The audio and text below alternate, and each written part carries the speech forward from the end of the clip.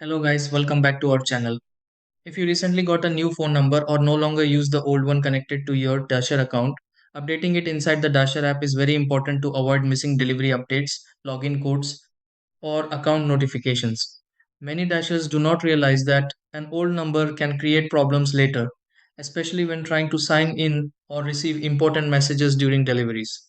Sometimes people search through the app and feel confused because the option is not always obvious at first glance.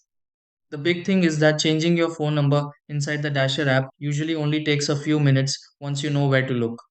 In this video, I will show you step by step how to change your phone number on the Dasher app easily. Try these. Step 1. Open the Dasher app and sign into the Dasher app account connected to your deliveries. Step 2. Go to the profile or account section inside the Dasher app to access Dasher app account settings. Step 3. Find the phone number option in the Dasher app and select the Dasher app contact information section.